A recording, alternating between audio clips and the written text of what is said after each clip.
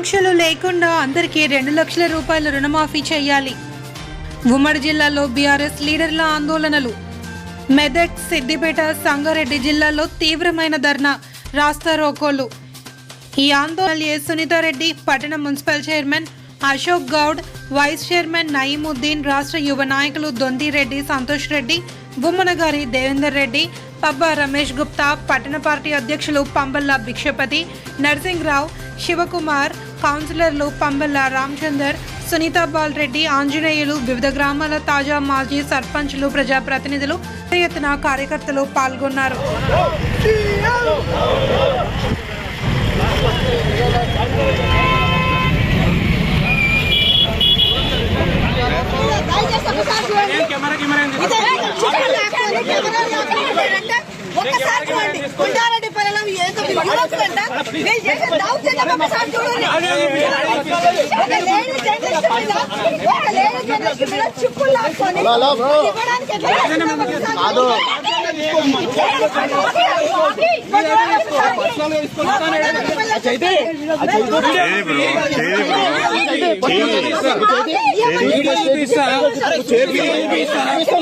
మేము తెలంగాణ రైతుల తరఫున మేము కూడా రైతులేమే కాబట్టి ఈరోజు ధర్నా చేస్తున్నాం దుబాకలో.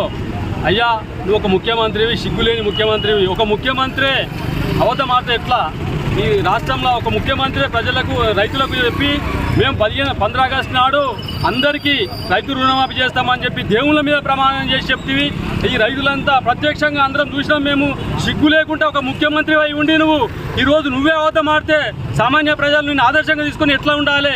నువ్వు ఒక ముఖ్యమంత్రివి, నీ మాట నమ్ముతారు కాబట్టి నువ్వు ఒక ముఖ్యమంత్రిగా ఉండి 15 ఆగస్టు నాడు అందరికీ మేము రుణమాఫీ చేస్తామని చెప్పినావు. కనీసం 30% మంది కూడా నువ్వు రుణమాఫీ చేయలే. నేను ఎట్లా ఆదర్శంగా తీసుకొని చెప్పంటావు? నీ పేరు ఎట్లా చెప్పంటావు? ఈరోజు ఆ విషయం మీద నువ్వు క్లారిటీ రైతులకు ఇవ్వాలి.